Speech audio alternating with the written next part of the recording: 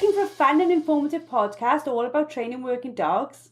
Look no further than the LWDG Pod Dog. This weekly show is hosted by me, Joe Parrott, founder of the Ladies Working Dog Group, and I chat to experienced trainers and experts in the field who will give you helpful tips and advice. Whether you're just getting started or you've been working with dogs for years, this podcast will have something for you. So pull up a chair, pour yourself a cup of coffee, and tune in to LWDG Pod Dog. Let us help you build a better bond with your best friend. Hello and welcome to another episode of LWDG Pod Dog.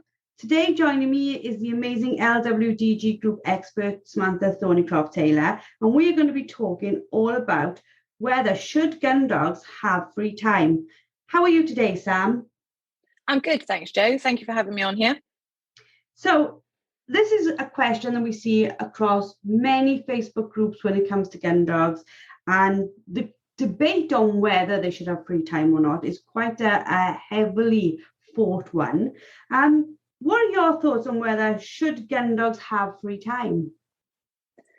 Like you say, it is heavily debated. And I think personally, I like my dogs to have free time. And I use the word free. It has certain sort of context with it. It's not completely free. It's not the world is your oyster, go do what you want and I'll catch up with you when I catch up with you. There are still sort of certain rules and boundaries that they need to follow. So we need downtime. They need, I believe, downtime or playtime. They do obviously thrive on the mental stimulation and the being kept busy and being interacted with all the time. But it is good for them just to go and mellow for a bit. I think the conversation, or the argument, should I say, comes from the fact that working dogs across the board, in times gone by, they very much lived in kennels and very much worked as a tool, not as a member of the family. They were brought out to do a specific job, then back to kennels. And that's very different to the type of dog we see now. So the traditional old style training, shall we say, it made sense for those dogs to only come out to do their job, didn't it? It did, yeah. And like you say, they were largely kennelled. So whilst they were part of the family, they also weren't heavily involved in family life. So when they came out of their kennel, they came out for a job to do, much the same as, a working collie. They live in a kennel, they come out, they round up the livestock, they move them, and then they go back in their kennel again. So they just come out to do their job. And whilst that potentially makes it easier in a way to keep the training on a level, like you say, the crossover now, more and more people have got a dog, be it a working dog or a family pet, that is that crossover. Sometimes it works and sometimes it's just a family companion. And being able to find the middle ground within its life and its training as well is really important. You're going to want to take your dog with you when you go to the beach or when you go for a walk through the forest, or even if you're just going for a jolly to the pub. You don't want to have to leave it behind because it is a member of your family, but you want to know that it's going to behave when you're there. And you want to know also that you're going to be able to have a conversation with your husband or your wife, your partner, your children, and that they're not going to get really annoyed because your mindset is, well, I'm with you, but I can't talk to you because I've got to wholly put 100% into my dog at all times. So it's finding that middle ground. You've touched on some really quite important things there, because if you come from a lifestyle of having just a pet dog, the whole concept of should my dog have free time is probably not a conversation you've ever had with just a pet, because pretty much most pets get constant free time. They mooch around the house, they've still got obedience, where people have spent some time putting some basic obedience into them, but they've not being taught to go out and do a specific job in a specific place. So this conversation doesn't even happen, does it?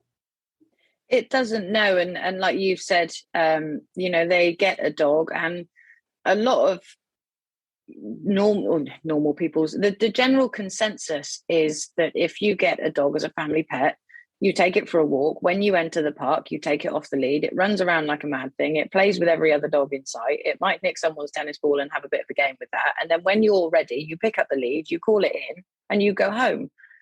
But obviously the dog's not had any form of interaction from you it's potentially interrupted other people's training or what they were doing with their dogs. And it would be lovely to be able to say, right, it's a bit like dropping kids off at nursery, I suppose, there you go play, and I'll catch up with you at the end of the day. But it's not wholly practical. And we work with a lot of people who have bought a dog as a family pet, but it is actually a working breed. And the further they get into it, they realize that the genetics and the inherent traits within that dog, actually, it needs to do something. It needs to have something to keep its brain focused. Otherwise, they can be inclined to go a bit off the rails. So I think more and more sort of family pet owners now are understanding that the dog needs a little bit more. But certainly traditionally, like you said, if you got a dog, it was just a case of, will you take it out for a walk? And that's pretty, once you've taught it to sit and to come back, that's pretty much all you need to do. And if you are another pet owner and a dog runs over to you and they're all very fun and you're talking to lots of people, you're probably more forgiving of that situation than you are if you are training a working dog and you've just been asking it to sit and you've been working on sit for many, many weeks. And then this dog comes over and encourages your dog to break its sit. We tend to see it not in a more stressful way, but we are there trying to train them to do a job. And just like those other people are there with their pets trying to have fun and totally acceptable, there's a little bit of a clash of the conversation that's going on. There definitely is. And it's quite frustrating if you're trying to teach your dog to do something specific and then some other seemingly out of control dog comes sort of bowling in and upsets your focus and your progress. And also, we've spoken about it before, but certainly since COVID, there are a lot more dogs on the ground and a lot more issues with those dogs on the ground. So you might be in the park or at the edge of the park working on a dog that has become reactive to other dogs, or it finds other dogs very stressful. So actually having another dog bounding over and wanting to play can be really unsettling and take back your training several steps. So it is, again, it's something that we need to bear in mind when we're out. It's not just a case of, is this the right area for me to train my dog? But it's what is going on with all the rest of these dogs. Is this going to be beneficial for all of us? Or are we going to end up going home feeling really disheartened and like nothing's working? Well, we've sort of, whatever, maybe we didn't realise we were buying a working cocker, or maybe we did realise we were buying a working cocker. Maybe we planned to work it, maybe we didn't. We've now got this sort of multi-purpose dog that's got two mindsets. It's quite happy to be part of the family, but then when we step outside, its genetics kick in, its nose is to the ground, it's sniffing everything, it may go a little bit self-employed. I suppose that's when we panic a little bit about this idea of free time as well, is how much are we encouraging the dog to go off and do something? Exactly, yes. So it's important, particularly if you've got a dog that is a working breed, you need to try and nurture those natural traits within it. So it's not like, the very old style training where your dog was your tool and it did what you asked of it and it didn't dare step a foot out of line. But it's more nowadays about having fun, teaching your dog or nurturing what it does naturally. So things like a working cocker and sniffing, we can teach it to sniff and to hunt and to quarter with us as part of a team. So instead of saying, right, there's a hedgerow, go sniff, where they're inclined to just pick up a scent and follow it in a straight line several yards away from us, we can teach them to work the ground properly. So it's sniffing within reason. And, I think a lot of people get bogged down in the fact that they think training a working dog is really, really hard. It doesn't have to be. It can be a fun, pleasurable experience. There are always going to be bumps in the road, but that's no different to any other walk of life. But I think if you can get the training in the early stages, if you can get through adolescence and you've got clear rules and boundaries for your dog, and you've put real effort into the training up until that point, then you're in a better position to go on and have a long, happy life where you don't have to do as much, definitive training every day. It can have more free time. It can have more sniffing time because you've already taught it that you don't want it to be 4 fields away chasing a hare. When we look at how we control our free time, I'm probably the worst at it. You start out, you have walking the dog, dog's on the lead. We tend to look on our phones, or we're talking to the children, and we sort of with the dog, we're sort of not with the dog because we're with everybody else. That's a dangerous time for free time, isn't it? If we're letting them off and we are so distracted, that is when their instincts will encourage them to go further and further away from us. Definitely. It really is sort of dangerous territory. You're better off if you know that you're not going to be able to focus on your dog, or at least keep, 70% focus on what they're doing. Then you're better off saying, okay, I want to talk to my family. I want to discuss what we're having for dinner tonight, or I've got to make a phone call. My dog's going to go on a lead next to me. I'm not insisting on perfect heel work at this point. I don't want to be dragged, and I don't want the dog to lunge. But equally, I want to know that if I lose focus on it, it's not going to get itself into trouble. And that's where I said earlier, if you can put some months, some time in at the beginning where you really focus on those rules and boundaries, then you can teach your dog, a quick check-in command, or you can reaffirm the recall, so that you can be having a chat with your child next to you, and at the corner of your eye, you notice that your dog's either its body language has changed, so it's suddenly piqued interest in something, and you can just give it a quick sort of, I want you back this way. Or if you see it disappearing off into the distance, you can interrupt that behavior before it becomes too much of an issue. So I teach mine as very young dogs, I teach them like an invisible boundary around me. When they get about 30 yards away, I recall them back consistently, so that they almost learn that's as far as you're allowed to go, until you get to such point in your training where I then push you on further for whatever reason, be it a retrieve or anything else. They often get to the point where, if you've been consistent with calling them back at that point, they then get to 30 yards away and they almost look back and check in with you and go, okay, what now, mum? So, when they're consistently doing that, you can go, okay, yeah, just hang on there for a minute until I catch up with you, or I'm going to recall you, or actually you're allowed to go on a bit further. But because you've put those rules in early on, they know that that's their outer limit. But it does come down to being able to spot subtle signs and learning your dog's signs as well.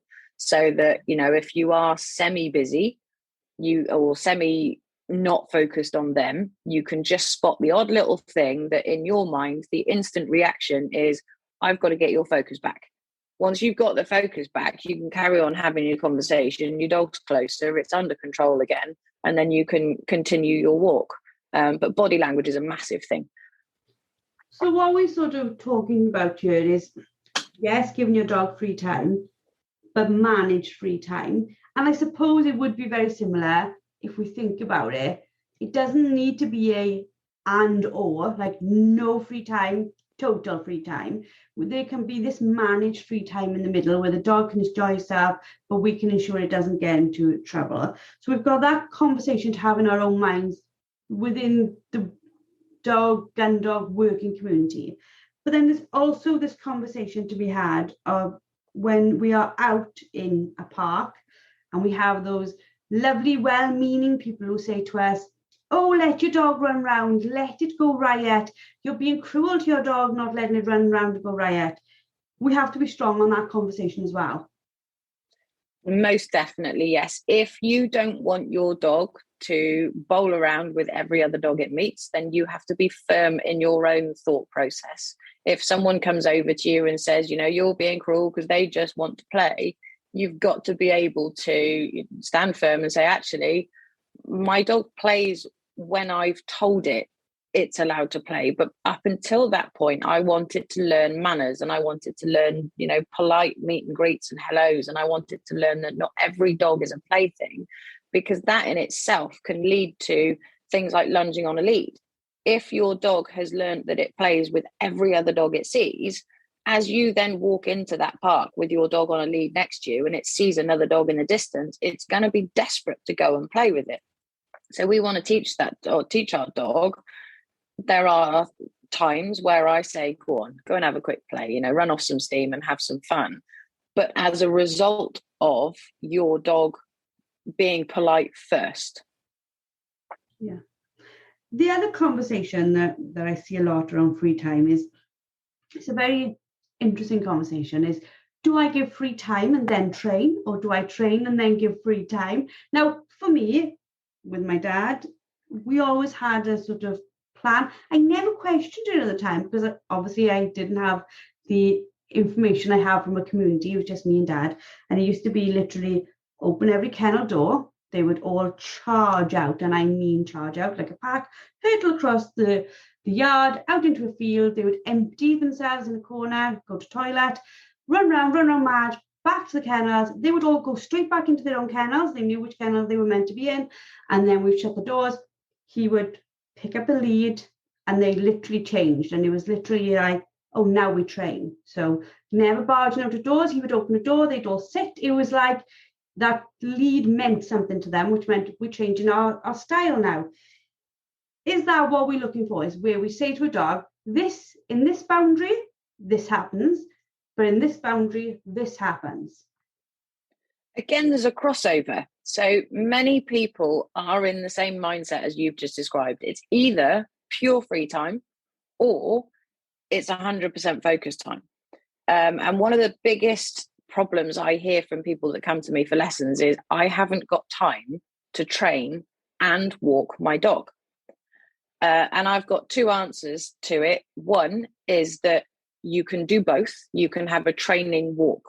So you can do either a walk where you're going from A to B, or even a loop around and you're doing bits of training the entire way, or you can do it so that you do a bit of focus, a bit of training, and then you let your dog have controlled free time, and then you bring it back and revisit a different element of training.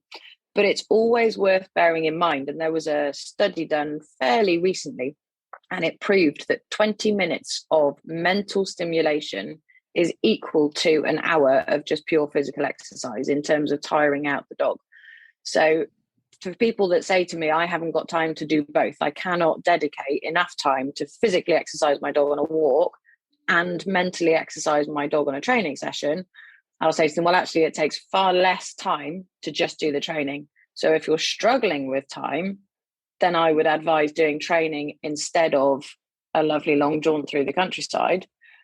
But if you want to combine the two, it is really a combination. Again, it's that middle ground. So we're doing bursts of training and bursts of free time, but still that free time is controlled. It's not 100% free for all. There are certain rules and certain boundaries that we've taught our dog as a younger dog that we expect it to follow. What you said there, I haven't read that study, but even from my own experience, you can take a dog just walking with you and they will naturally do their thing, they hunt naturally, etc. But don't ask them to do anything. Walk them for 6 hours. They can come home and they're like, let's go again. You take them out to a shoot. They have intermittent, controlled, not training because they're doing their job, but the equivalent of training. They're doing the same skills. And that night they will sleep like a log because, again, like you just said, it's asked them to work in a different way. It's asked them to work in a different way, and it's asked them to use their brain. And that's the key difference. If you take a dog for a 6-hour walk across the moors, it'll come home physically a bit tired, but its brain is often still going at 100 miles an hour. So, it's more likely, if you like, if it's your family pet in your kitchen, to realize that you've left the bin open, or you've just nipped upstairs and there's a roast chicken on the side. Its brain will be sort of mulling over potentially what cheeky things it can get into. Whereas if you take your dog out for a 20-minute training session and really put it through its paces, test its knowledge, push it a bit further in its training, ask it to do several short bursts of different training, they often then come back and you see them and they sort of flop in their bed and they're like, whoa, wow, I might just have to mull this over for a bit. And they often then sleep for ages because their brain then is tired. So it's similar to us. We get to the end of the working day, if you spent the whole day in the office, 5 to 5 comes round and your brain isn't being practical anymore. It's not productive. You are literally just waiting for the clock to tick 5 o'clock so you can switch your computer off and go home. Same thing for a dog. Give it those 20-30 minute bursts of full-on mental stimulation and it's much, much more tired than it will be if you purely take it for a walk. Your example there of an office, I think, is probably the perfect way of showing it to people or explaining it to people, because you can have people who've literally walked 2,000 steps. I know for myself, I can sometimes look at my watch and it's basically like, you dead? I haven't moved, but I've been on the computer all day and I am absolutely like, please don't question me, don't ask me to cook, just let me alone. Whereas it's very different if you've gone out again. If I've gone out with the kids and I'm going to walk around the park, it almost reinvigorates me to just walk and have free time and do those things. So when our dogs are sort of running around doing their own thing, it's also exciting them and wind them up a little, isn't it? Definitely. It's also leading to more chances of them self-rewarding. And I think, again, that's one of the biggest areas of issue when people give their dogs free time. We have to remember that a dog's nose is far superior to ours. We've got something like 6 million olfactory receptors in our noses. Dogs have about 300 million. So they scent things further away. They scent things in a much wider parameters than we do. We might sort of walk along and go, well, someone's been spreading a field today, but the dog under its nose has got mice, rabbits, the dog that was there before, the bitch that was there a couple of weeks ago that was in season, a horse might have passed through. It's processing so many things all in a very short space of time. And if we give them too much free time and we allow them to get carried away with this sort of thing, they invariably end up following the scent, chasing the scent, ignoring things like our recall, and they're therefore self-rewarding, which leads us down the path of needing to correct our recall, explain to the dog that there are certain, not harsh or negative, but consequences to ignoring our commands in the first place. And the more the dog manages to self-reward, the more likely it is to do so. So if you've got a dog that you were giving free time when it was 4 months old and it didn't go that far away, but you didn't sort of get on top of your training there, when it gets older, bolder, more confident, it starts getting further and further away. It starts self-rewarding more frequently. And you then end up in position with a dog that actually a lot of the time you're almost scared to let off the lead, because as soon as you do, it's bounding for the horizon. So for dogs, their ability to smell is almost, I think, you were explaining there, I was thinking it's a little bit like people on TikTok, just tiny, tiny bits of information, many millions of them over and over and over, but that is just so rewarding. You just keep scrolling. I see my husband sometimes on TikTok. I never thought you'd be like the TikTok type person, and he's engrossed for hours. And then if you now sort of relate, you can see why a dog's nose down, finding all those little bits of information like all the time, is very, very rewarding and very distracting. Definitely, and I'm your husband, if he's busy and engrossed on TikTok and you say to him, oh, darling, I think we ought to go out and buy a new wardrobe, the response to you is probably, because he's not really listening. He hasn't taken on board what you've said to him because he's so engrossed in what he's doing. So again, we need to find ways to interrupt that being engrossed, so if your dog is, or if we teach our dog that we say their name, and that means yep, then we've got their focus back. So we want our dog to learn every time we call their name, they go, yes, mum, yes, dad, what next? So we've already brought their focus away from the thing they were engrossed in, and we can then move forward together in a happy fashion.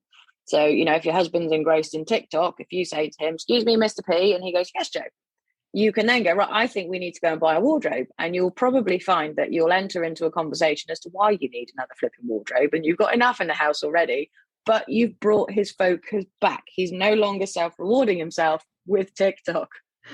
He's going to absolutely kill me for this conversation, but I think if he was here now, he'd say, well, actually, Joe, you're quite engrossed too. But yeah, again, it's the same thing, isn't it? And I wonder, you can probably tell me far more about this now, what happens if you've got more than one dog and they've got free time where they just self-rewarding? Is that an even more worrying situation?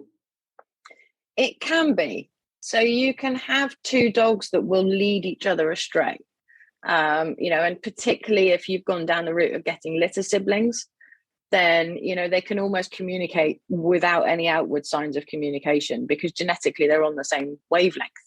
But if you see dogs playing together, even if they're not related, you know, they're both sniffing around in the hedgerow.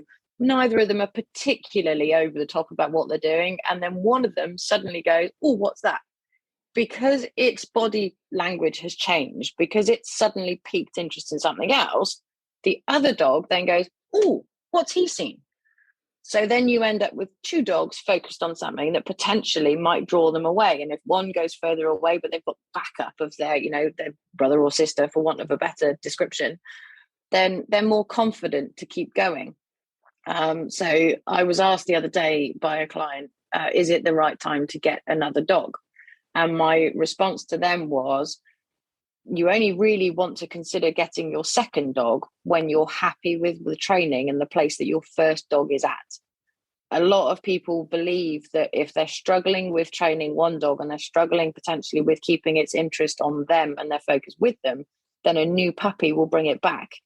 But actually the puppy will pick up the bad habits before the older dog picks up the good habits. So you then end up with two dogs that are too far away, out of control, and not listening to you.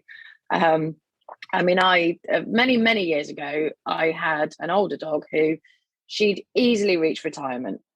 She had paid dividends over the years, worked hard.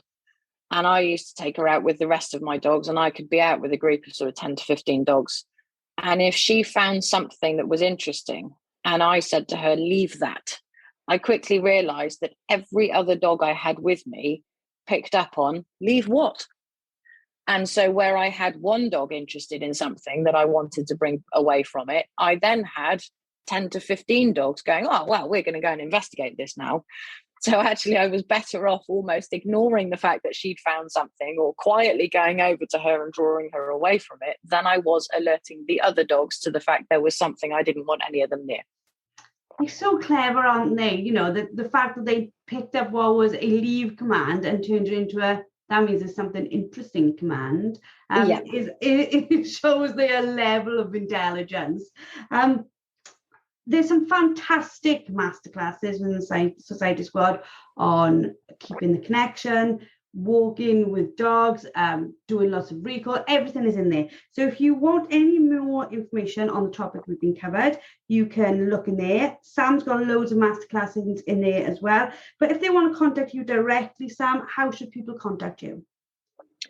So I'm either on your Facebook groups, or they can contact me on my website, which is language.gundogs.co.uk.